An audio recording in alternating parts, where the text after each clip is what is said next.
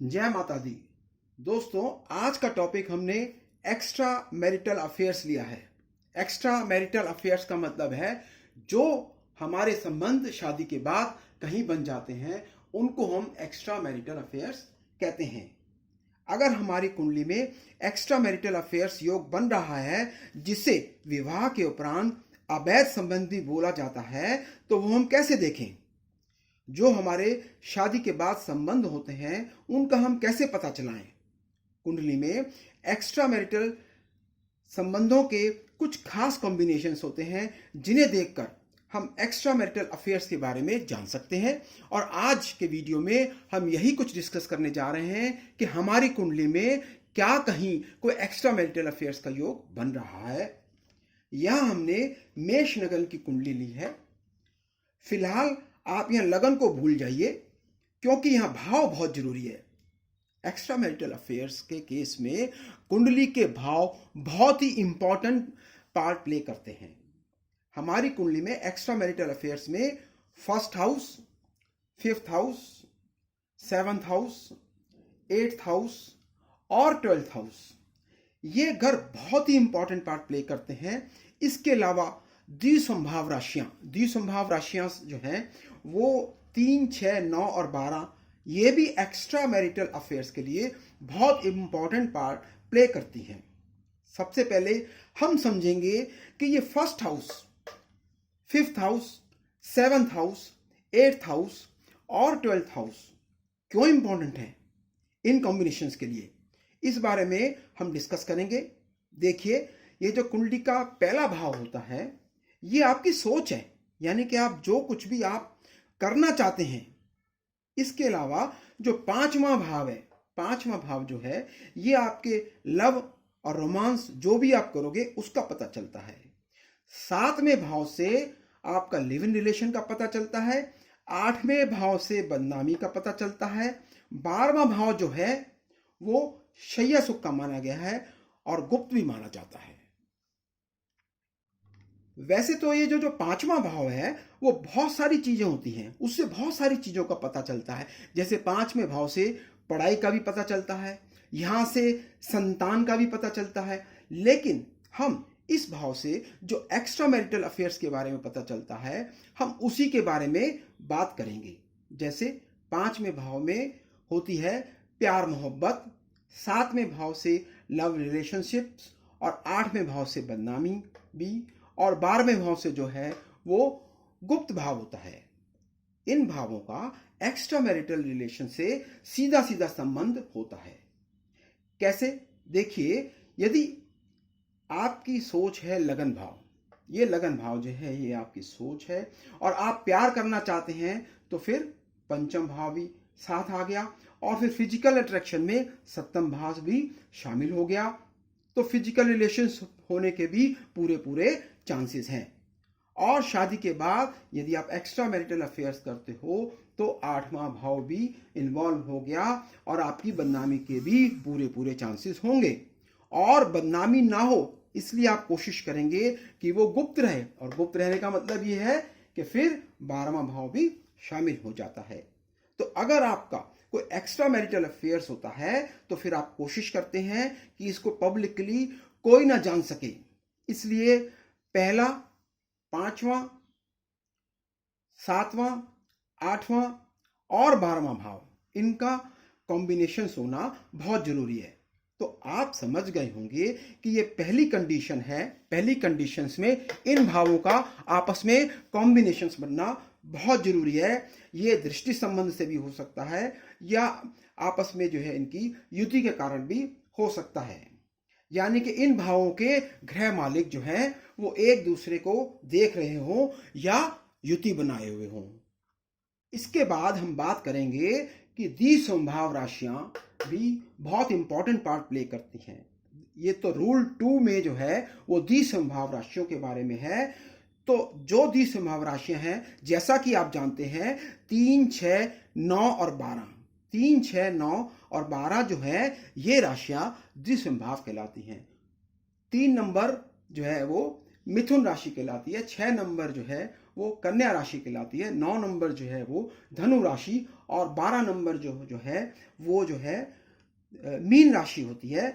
और ये चारों जो हैं द्विसंभाव राशि हैं। द्विसंभाव का मतलब है डुअल माइंडेड होना, इधर भी सोचना उधर भी सोचना, इधर भी कुछ दिमाग लगा लो तो उधर भी दिमाग लगा लो। तो जब किसी का दो तरफ दिमाग रहता है तो वो द्विसंभाव राशि की विशेषता के कारण ही होता है। तो इस तरह से एक्स्ट्रा मैरिटल अफेयर्स में द्विसंभाव राशि अपना पार्ट प्ले करती है। आप इस प्रकार से इसे समझ सकते हैं। ये मेष लगन का हमने एग्जाम्पल लिया है।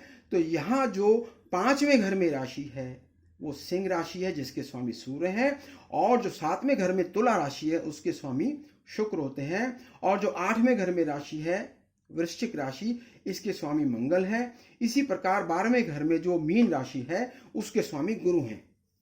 अगर इन भावों के स्वामी आपस में रिलेशन बना लें और ये द्विसंभाव राशि में हो, यानी कि 3, 6, 9 या 12 नंबर राशि में हो, तो फिर उस जातक के एक्स्ट्रा मैरिटल अफेयर्स के चांसेस बहुत हो जाते हैं। क्योंकि जो दिमाग है, दिमाग यानी कि जो 5th हाउस है, और जो लिव इन रिलेशंस यानी कि जो 7th हाउस है, और जो गुप्त काम करने का तरीका यानी कि जो 12th हाउस है, वो इधर उधर चलता रहेगा। और अगर इन ग्रहों के स्वामी द्विसंभाव राशि में बैठे हैं तो फिर एक्स्ट्रा मैरिटल अफेयर्स के बहुत चांसेस बन जाते हैं। अब हम एक एग्जांपल ले लेते हैं। अगर 5वें, 7वें, 8वें और 12वें भाव का जो कॉम्बिनेशन कैसे होगा उसको हम समझेंगे। अभी हम 8वें भाव को छोड़ देते हैं। 5वां, 7वां और 12वां इनका कॉम्बिनेशन होना जरूरी है। देखिए, ये जो 5वें घर के स्वामी हुए सूर्य, 7वें घर के स्वामी शुक्र और 12वें घर के स्वामी हो गए गुरु हुए। अगर ये तीनों ग्रह युति बना लें और अगर ये 5वें, 7वें या 12वें भाव में बैठ जाएं, यानी कि सूर्य, शुक्र और गुरु अगर ये आपस में युति बना लें या फिर ये इनमें से किसी एक हाउस में बैठ जाएं, तो अगर ये तीनों ग्रह युति बना लें और अगर ये 5वें, 7वें या 12वें घर में बैठ जाएं या 5वें और 7वें घर में आपस में राशि परिवर्तन कर लें, या 12वें घर के स्वामी 5वें या 7वें भाव में हो, तो फिर कॉम्बिनेशन बन जाता है। और भी जो कॉम्बिनेशंस हैं वो भी बन सकते हैं। जैसे 5वें घर के स्वामी वो जो सूर्य हैं और यहाँ 7th हाउस में वो अगर बैठ जाएं और 7वें घर के स्वामी के साथ ही बैठ जाएं और 12वें घर के स्वामी जो गुरु हैं वो भी यहाँ 7th हाउस में बैठ जाएं, तो फिर पूरे चांसेस बन जाते हैं। या फिर यही युति अगर मान लीजिए कि 5वें घर में बन जाए तो भी चांसेस पूरे हो जाएंगे। या फिर सूर्य 7th भाव में आ जाए, या शुक्र जो है वो 5वें भाव में आ जाए, या फिर गुरु जो है वो 5वें में या 7वें भाव में आ जाए, यानी कि 5वें, 7वें में इनमें आपस में राशि परिवर्तन हो जाए और गुरु 5वें या 7वें भाव में बैठे, तो इन तीनों भावों का अच्छा कॉम्बिनेशन बन जाएगा। फिर एक्स्ट्रा मैरिटल अफेयर्स के प्रबल चांसेस बन जाएंगे। दोस्तों, इनमें 8वें भाव के कॉम्बिनेशन में जो है आना तभी होगा जबकि बदनामी के चांसेस होंगे। वैसे तो 5, 7 और 12 इन भावों से ही पूरे चांसेस हो जाते हैं एक्स्ट्रा मैरिटल अफेयर्स के। और अगर 8वें भाव के स्वामी भी जो है इस कॉम्बिनेशन में आ जाते हैं तो समझ लीजिए कि जातक की बदनामी भी जरूर होगी। तो दोस्तों, अब हम बात करेंगे रूल नंबर 4, मंगल, शुक्र और राहु। अब हम बात करेंगे मंगल, राहु और शुक्र के कॉम्बिनेशन की। ये तीनों ग्रह एक्स्ट्रा मैरिटल अफेयर्स को बनवाने में बहुत सहयोग करते हैं। इनमें जो मंगल ग्रह है, मंगल ग्रह जो है वो हमें कुछ भी करने की हिम्मत देता है। मंगल हमारे अंदर कुछ भी करने की इच्छा देता है। ये हमें फोर्स हमारे दिमाग में दे देता है जो कि हम घबराते नहीं हैं। तो मंगल एक ऐसा ग्रह है जो हमारे अंदर उस चीज को जन्म देता है। इसके साथ राहु जो है, राहु हमको अनैतिक सोच देता है। तो हम जो भी गलत काम करेंगे वो राहु की वजह से करेंगे, क्योंकि राहु जो है वो अनैतिक सोच को जन्म दे देता है। राहु एक छाया ग्रह है, जैसे दिखते हैं वो वैसे होते नहीं। तो राहु का भी एक बहुत इंपॉर्टेंट पार्ट प्ले होता है एक्स्ट्रा मैरिटल अफेयर्स में। और शुक्र जो होते हैं, शुक्र जो है वो भौतिक सुख का, यानी किसी भी सुख को भोगने की इच्छा जो होती है वो शुक्र से होती है। तो अगर मंगल, शुक्र और राहु इन तीनों की युति या फिर इन तीनों में से दो की युति चौथे घर में या फिर 11वें घर में हो, तो देखिए अगर इनकी युति कहीं भी हो गई तो चांसेस तो फिर भी होंगे।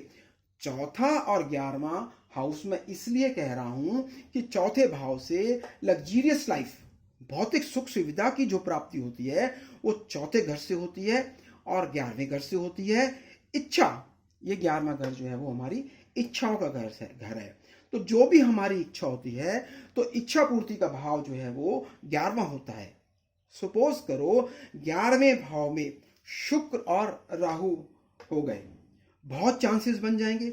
या फिर मंगल और राहु हो या शुक्र या मंगल हो, तो यहां पर मान लीजिए वो अपनी नीच राशि में बैठ गए और मारक होकर बैठ गए, मतलब अपनी शत्रु राशि में बैठ गए या फिर नीच की राशि में बैठ जाएं, तो फिर एक्स्ट्रा मैरिटल अफेयर्स के बहुत ज़्यादा चांसेस हो जाएंगे। तो ये कुछ कॉम्बिनेशंस हैं, और अगर ये सारे कॉम्बिनेशंस बनते हैं तो आप मान लीजिए 100% चांसेस हो जाएंगे किसी भी जातक के एक्स्ट्रा मैरिटल अफेयर्स के। इनमें से 2 बन गए या 3 बन गए, चांसेस तो बन गए, लेकिन आप कंफर्म नहीं कर सकते। ये कुछ कॉम्बिनेशंस हैं और इनके माध्यम से आप किसी भी कुंडली के अंदर देख सकते हैं कि उसका जो दिमाग है वो घर गृहस्थी में चल रहा है या बाहर कहीं बिजी है। तो उम्मीद है दोस्तों आपको मेरी आज की ये वीडियो जो है वो पसंद आई होगी, और अगर ये आपको पसंद आई हो तो इसको लाइक करें, शेयर करें, मेरे चैनल को सब्सक्राइब करें। जय माता दी।